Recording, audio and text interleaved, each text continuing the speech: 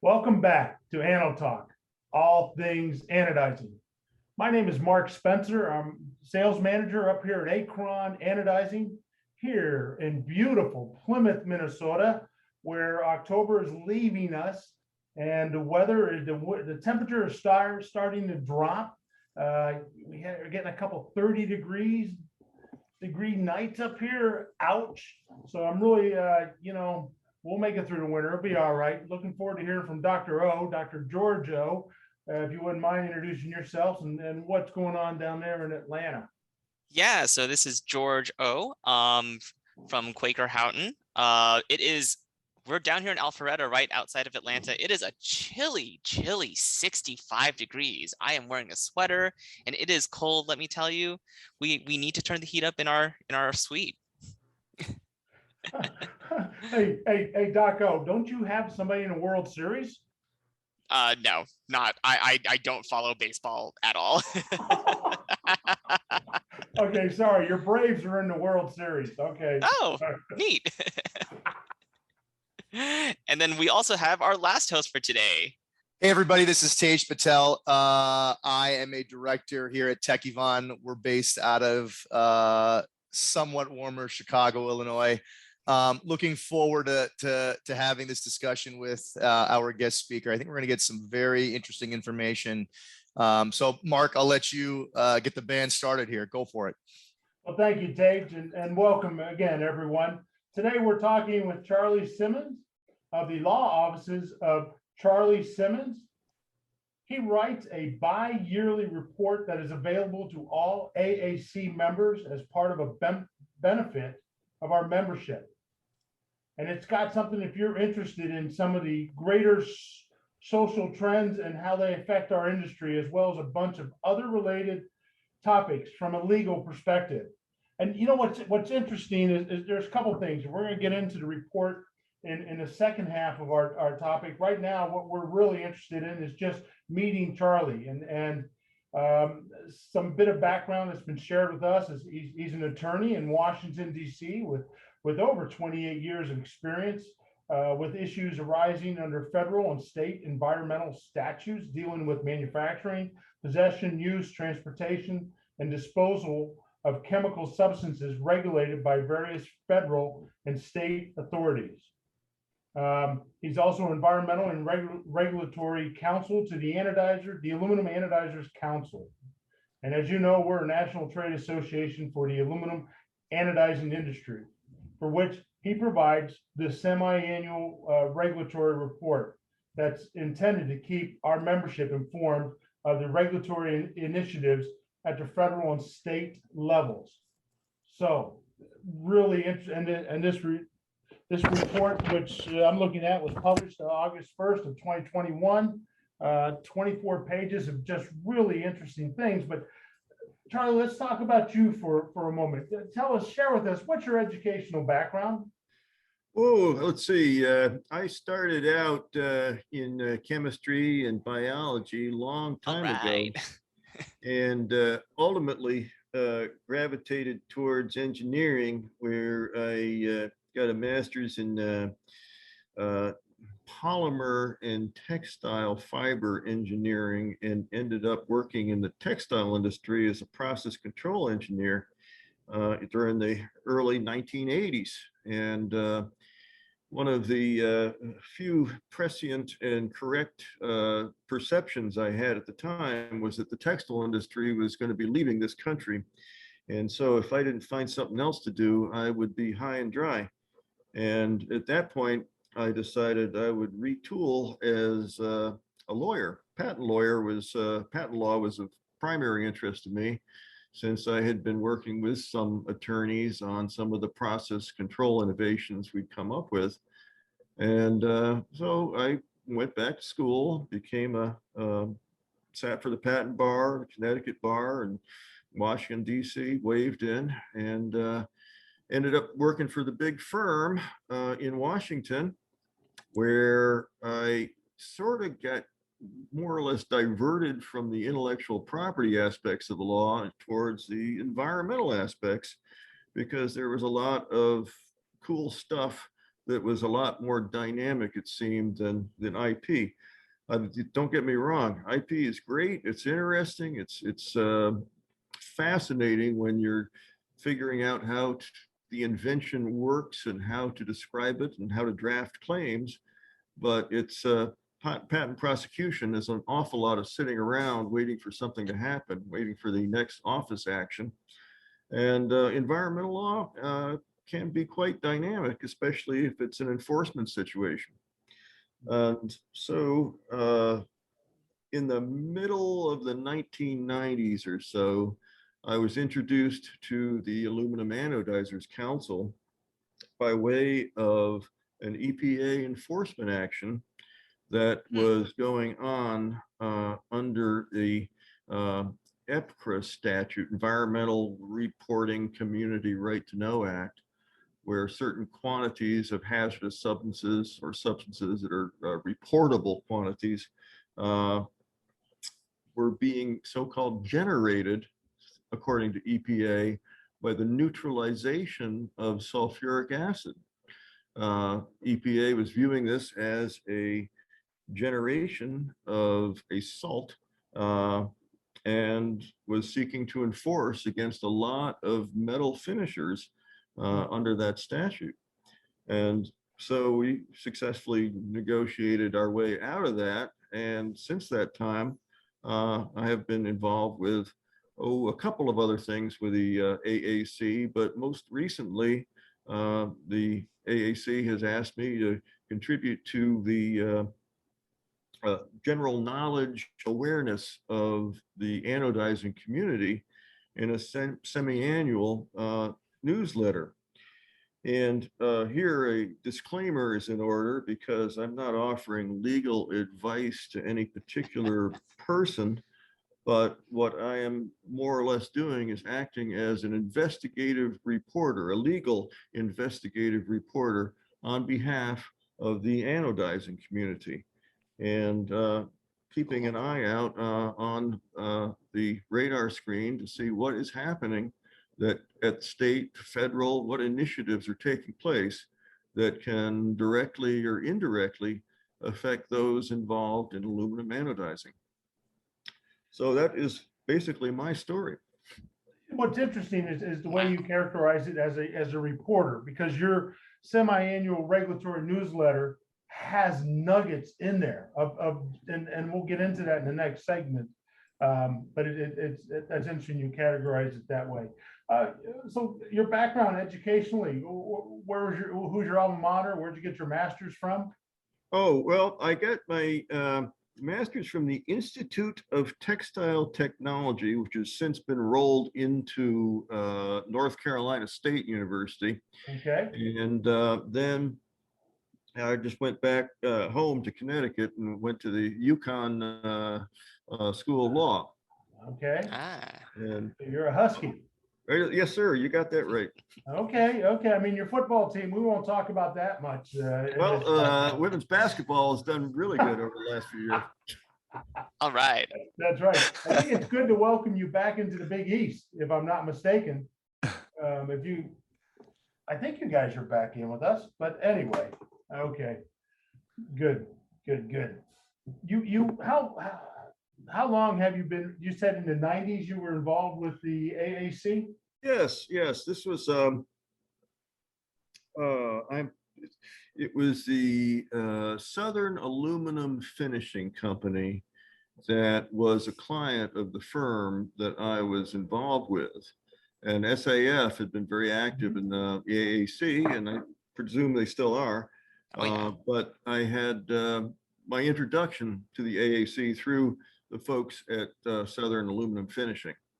And that would have been perhaps 95 or 96, 1995. My goodness, how time flies. Yes, and it must have been interesting to negotiate the sulfites. Can you talk a little bit more about that? Well, it was a very quirky, it's a very quirky thing. And this was back in the very activist days of our federal EPA. EPA moves in cycles from being a very strict, rigid enforcement agency over the last, well, the term of the last executive, we had a pronounced deregulatory influence, but I expect the pendulum is going to swing in the other direction going forward. This was during the Clinton administration. We had Carol Browner in charge of the EPA, and it was more of an enforcement agency that was out there. And this particular enforcement action based on neutralization of acids was a real gotcha. It was one in which nobody would have anticipated this. There was no guidance, no theory that, yes, you are actually making a new chemical substance when you neutralize an acid. And a lot of people got swept up in this, and it was profoundly unfair, frankly. I don't think it was by virtue of any sense of fairness that EPA backed down. It was such a large vocal opposition to the enforcement action. And of course, there were a lot of companies that had some political clout that brought the politicians into the mix. And ultimately, EPA backed down slightly. Yeah, they backed down significantly over their enforcement. And then there was another big action that was in the middle of the 1990s, right around this time.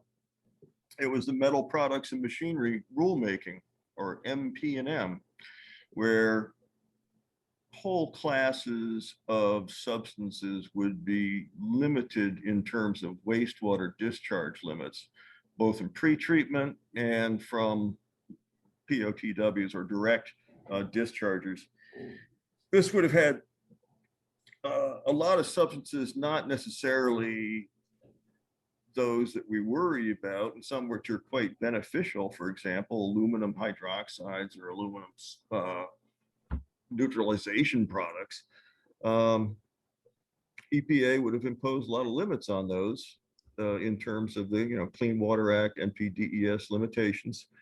And the economic justification was really way off base. And of course, the development documents for a rulemaking like that go into the thousands of pages.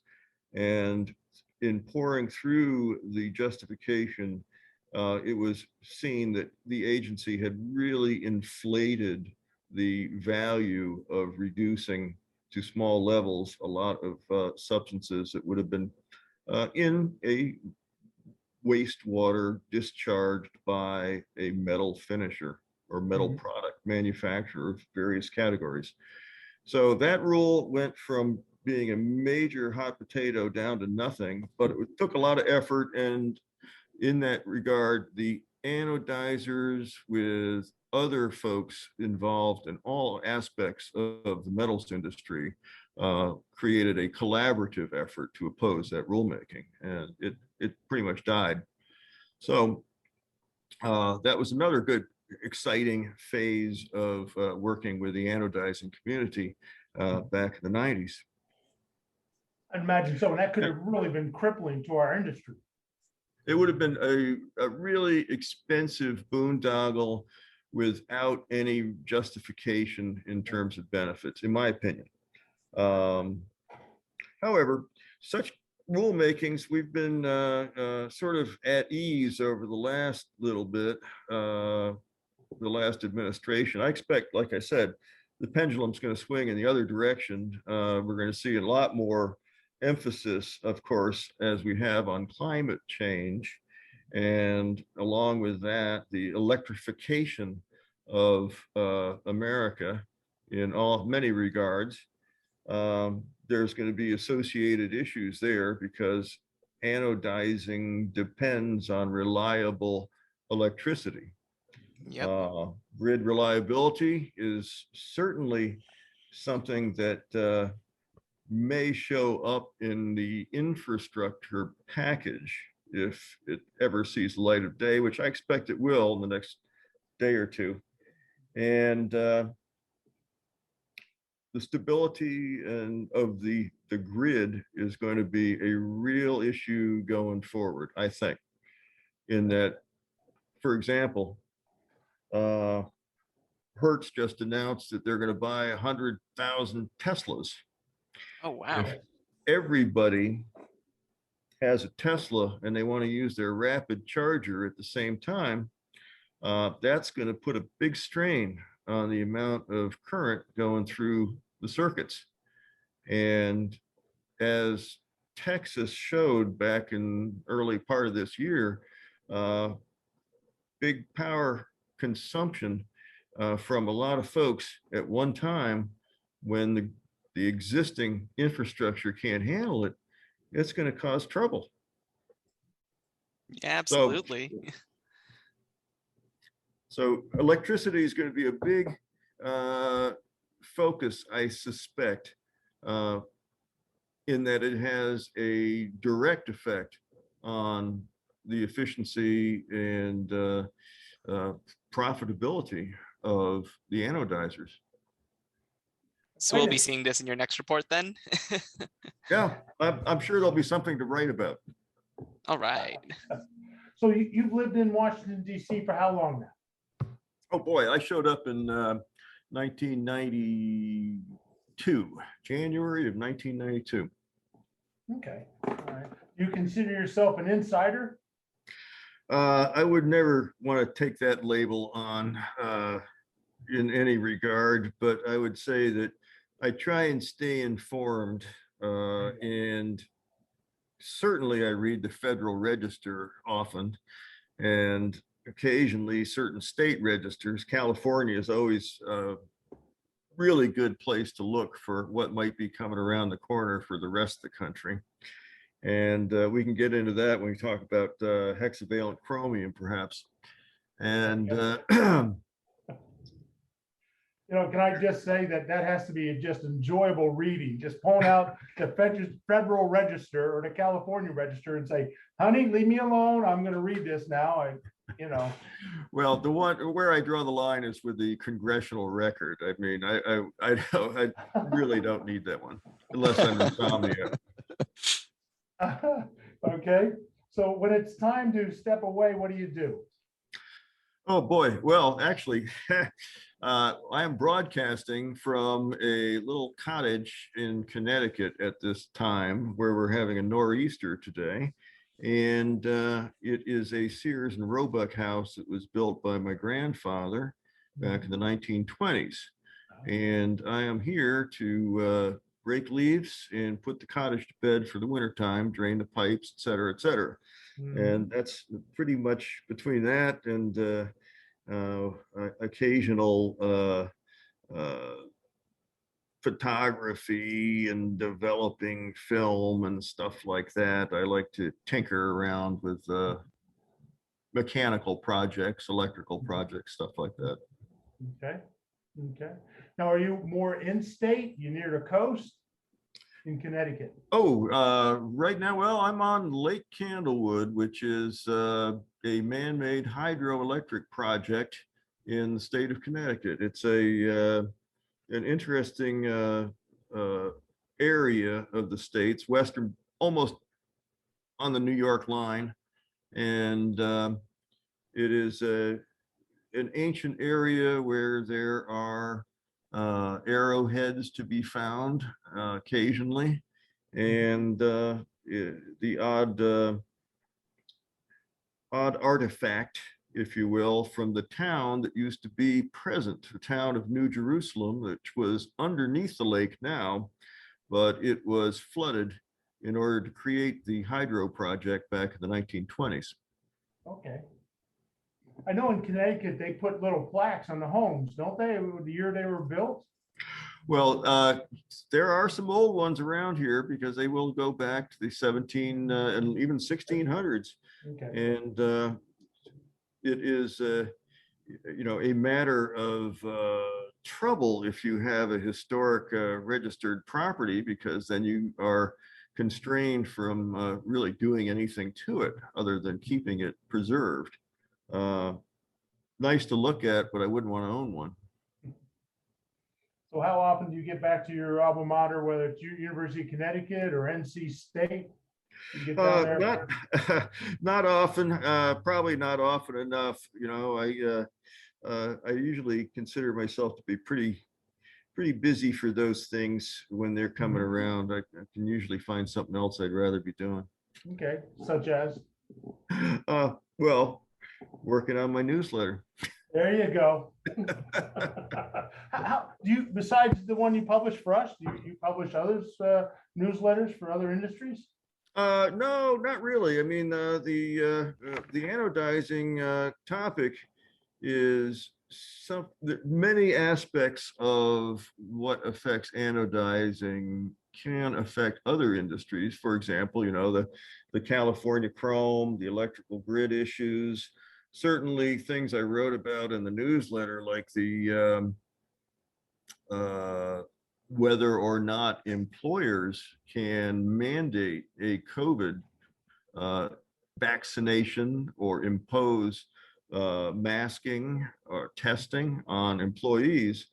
And that, of course, affects everybody who's got employees. Absolutely. And there's a lot of industries out there taking different stances, and there's a lot of employees taking different stances to what's being dictated. Yes, it truly is remarkable, and I will avoid any kind of commentary on that. There we go. All right. Why don't we end there with our introduction, meet the industry figure, and Charlie, thank you very much for your time. We'll talk to you. Yeah, seriously. Thank you all. It's my pleasure to meet everybody. Okay, and we'll see All right, talk to everybody you soon.